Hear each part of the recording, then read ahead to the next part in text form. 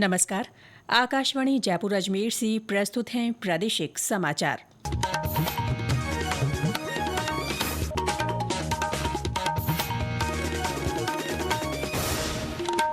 मुख्य समाचार। प्रदेश में जीएसटी बचत उत्सव के दौरान व्यापारियों से पुराने स्टॉक को भी नई जीएसटी दरों से बेचने की अपील।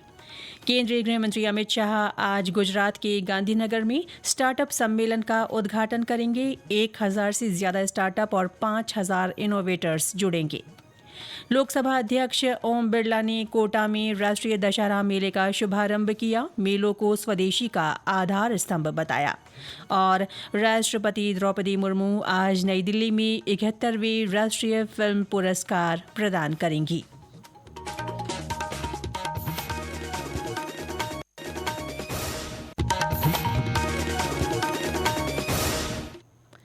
समाचारों के साथ मैं रितिका गुप्ता और अब समाचार विस्तार से। प्रदेश में कल से शुरू हुए जीएसटी बचत उत्सव के तहत ज्यादा से ज्यादा लोगों को जीएसटी सुधारों की जानकारी दी जा रही है। 29 सितंबर तक चलने वाले इस उत्सव के दौरान व्यापारियों को कर राहत का लाभ सीधे ग्राहकों तक पहुंचाने के लिए प्रेरित किया जा रहा है। इसी कड़ी में शिक्षा और पंचायती राज मंत्री मदन दिलावर ने कल कोटा में जीएसटी बचत उत्सव चर्चा में भाग लिया। कार्यक्रम में ऊर्जा मंत्री हीरालाल नागर भी मौजूद रहे।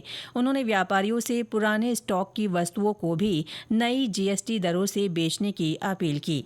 मुख्यमंत्री भजनलाल शर्मा ने जीएसटी सरलीकरण और टैक्स स्लैब में बदलाव को ऐतिहासिक बताया है। श्री शर्मा ने कल जयपुर के मानसरोवर में जीएसटी बचत उत्सव के तहत व्यापारियों और लोगों को जागरूक किया। इस दौरान उन्होंने विभिन्न प्रतिष्ठानों पर जीएसटी बचत उत्सव के स्टिकर्स लगाए और लोगों को स्वदेशी अपनाने के लिए प्रेरित किया।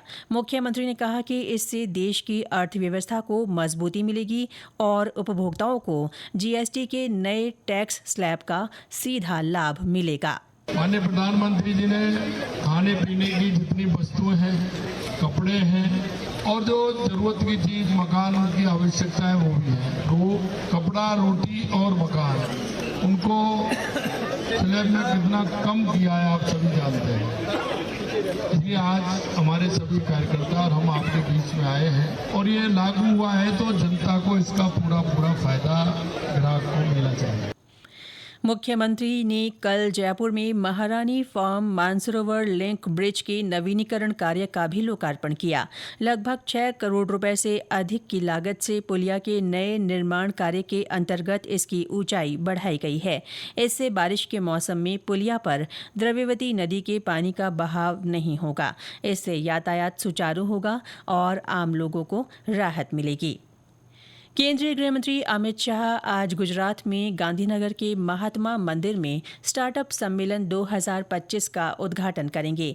2 दिन के इस सम्मेलन में 1000 से ज्यादा स्टार्टअप, 5000 इनोवेटर्स, 100 उद्योग विशेषज्ञ, 50 से ज्यादा वेंचर फंड और अग्रणी नीति निर्माता एकत्रित होंगे। इसका उद्देश्य शुरुआती चरण के उद्यमों और शीर्ष निवेशकों के बीच संपर्क सुगम बनाना है, जहां 50 चुने हुए स्टार्टअप अपने विचार प्रस्तुत करेंगे। इस कार्यक्रम में 20 राज्यों के 170 से ज्यादा स्टार्टअप भी शामिल होंगे।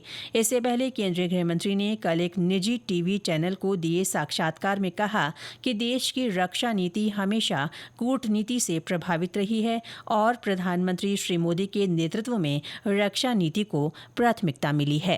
देश की रक्षा नीति हमेशा डिप्लोमेसी से प्रभावित।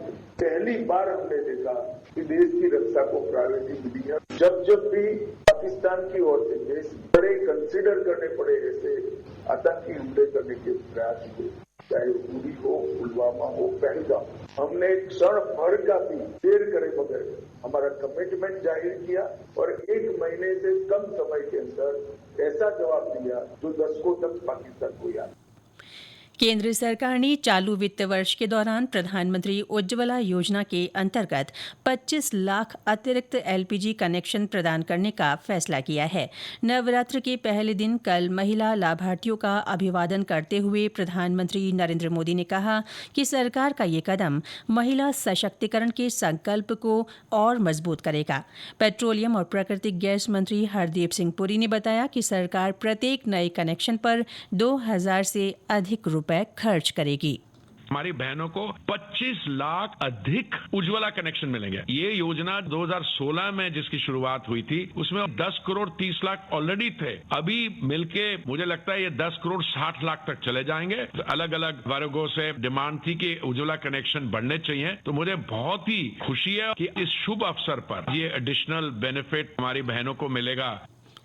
स्वस्थ भारत विकसित भारत संकल्प के तहत शुरू किए गए स्वस्थ नारी सशक्त परिवार अभियान से प्रदेश में बड़ी संख्या में महिलाओं को फायदा मिल रहा है। इसी कड़ी में करौली जिले में चल रहे स्वास्थ्य शिविरों में महिला, किशोरियों और बालिकाओं की निःशुल्क जांच की जा रही है। और ब्यौरा हमारे संवाददाता से। इन शिविरों में पोषण युक्त आहार, गर्भवती महिलाओं की जांच, टीबी और एनीमिया स्क्रीनिंग जैसी सेवाओं के माध्यम से स्वास्थ्य और सुरक्षा सुनिश्चित की जा रही है। 6 दिनों में लगभग 3 लाख लोग लाभान्वित हुए हैं। 957 पोषण किट वितरण से जरूरतमंद परिवारों को सीधे लाभ मिला। यह अभियान 2 अक्टूबर तक जिले के सभी अस्पताल और स्वास्थ्य केंद्रों में जारी रहेगा। सीएमएचओ डॉक्टर जयंती लाल मीणा ने सभी से अपने परिवार और मित्रों के साथ शामिल होने का आग्रह किया। बाकी वैरी शर्मा, आकाशवाणी समाचार, करौली। इधर प्रदेश में चल रहे सेवा पखवाड़े के तहत आज अजमेर में स्वच्छता रैली निकाली गई। आयकर विभाग के इस आयोजन में अधिकारियों और कर्मचारियों के साथ बड़ी संख्या में आमजन भी शामिल हुए। सेवा पखवाड़े के दौरान आयोजित होने वाले अन्य कार्यक्रमों में आज स्कूली बच्चों को यूनिफॉर्म के पेटे राशि हस्तांतरित की जाएगी। प्रदेश में शिक्षा विभाग में बड़ा फेरबदल किया गया है। माध्यमिक शिक्षा बोर्ड ने एक आदेश जारी करते हुए 4500 से अधिक प्रधानाचार्यों का तबादला कर दिया है। माध्यमिक शिक्षा निदेशक सीताराम जाट ने कल रात ये सूची जारी की। ये समाचार आकाशवाणी जयपुर अजमेर से प्रसारित किए जा रहे हैं। 10वां राष्ट्रीय आयुर्वेद दिवस आज अखिल भारतीय आयुर्वेद संस्थान गोवा में मनाया जाएगा। इस समारोह का उद्घाटन केंद्रीय आयुष राज्य मंत्री प्रताप राव जाधव करेंगे। इस वर्ष आयुर्वेद दिवस का विषय आयुर्वेद जन जन के लिए, आयुर्वेद पृथ्वी के लिए, स्वास्थ्य और पारिस्थितिकी संतुलन में आयुर्वेद के योगदान पर प्रकाश डालेगा। इस अवसर पर आयुर्वेद के क्षेत्र में विशिष्ट योगदानकर्ताओं को राष्ट्रीय धन्वंतरी आयुर्वेद पुरस्कार 2025 प्रदान किए जाएंगे।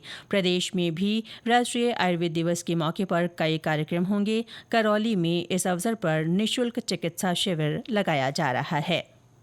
कोटा में राष्ट्रीय दशहरा मेले की कल से रंगारंग शुरुआत हुई। लोकसभा अध्यक्ष ओम बिरला ने ध्वजारोहण कर मेले के औपचारिक शुभारंभ की घोषणा की। इस मौके पर श्री बिरला ने कहा कि हमारे मेले स्वदेशी का आधार स्तंभ है। उन्होंने कहा कि हमारे स्वदेशी उत्पादों की ताकत दुनिया में बढ़ रही है। इनकी ताकत से हम आत्मनिर्भरता की ओर बढ़ रहे हैं। इसके साथ लोगों की आर्थिक बचत भी हो रही है। उन्होंने लोगों से मेले में ज्यादा से ज्यादा स्वदेशी वस्तुएं खरीदने का आग्रह किया। हम स्वदेशी अपनाएं और स्वदेशी का निर्माण करें ताकि हम आत्मनिर्भर भारत की ओर बढ़ें। दशहरा मेला भी ये इसी का उत्सव है। दशहरे में हम स्वदेशी वस्तुएं बेचेंगे भी सही और स्वदेशी हाथों से बनाए हुए उपकरण, वस्तुएं, खाद्य और अन्य सामान भी यहाँ पर स्वदेशी रहेंगे ताकि एक स्वदेशी बाजार के रूप में कोटा दशहरा रहेगा। राष्ट्रपति द्रौपदी मुर्मू आज नई दिल्ली में 71वें राष्ट्रीय फिल्म पुरस्कार प्रदान करेंगी। सर्वश्रेष्ठ फीचर फिल्म का पुरस्कार हिंदी फिल्म 12वीं फेल को और सर्वश्रेष्ठ हिंदी फिल्म का पुरस्कार कटहल को दिया जाएगा। सर्वश्रेष्ठ अभिनेता का पुरस्कार शाहरुख खान को जवान फिल्म के लिए और विक्रांत मैसी को 12वीं फेल के लिए संयुक्त रूप से दिया जाएगा। अभिनेता, निर्देशक और निर्माता मोहन लाल को वर्ष 2023 के लिए बहुप्रतिष्ठित दादा साहेब फाल्के के पुरस्कार दिया जाएगा। अभिनेत्री रानी मुखर्जी को श्रीमती चटर्जी बनाम नॉर्वे फिल्म के लिए सर्वश्रेष्ठ अभिनेत्री का पुरस्कार मिलेगा। हिंदी फिल्म रॉकी और रानी की प्रेम कहानी को सर्वश्रेष्ठ लोकप्रिय फिल्म का पुरस्कार प्रदान किया जाएगा। और अंत में मुख्य समाचार एक बार फिर। प्रदेश में जीएसटी बचत उत्सव के दौरान व्यापारियों से पुराने स्टॉक को भी नई जीएसटी दरों से बेचने की अपील। केंद्रीय गृह मंत्री अमित शाह आज गुजरात के गांधीनगर में स्टार्टअप सम्मेलन का उद्घाटन करेंगे। 1000 से ज्यादा स्टार्टअप और 5000 इनोवेटर्स जुटेंगे। लोकसभा अध्यक्ष ओम बिरला ने कोटा में राष्ट्रीय दशहरा मेले का शुभारंभ किया। मेलों को स्वदेशी का आधार स्तंभ बताया। और राष्ट्रपति द्रौपदी मुर्मू आज नई दिल्ली में 71वें राष्ट्रीय फिल्म पुरस्कार प्रदान करेंगी। इसके साथ ही प्रादेशिक समाचार बुलेटिन समाप्त हुआ। हमारा अगला बुलेटिन दोपहर 1 बजे प्रसारित होगा। नमस्कार।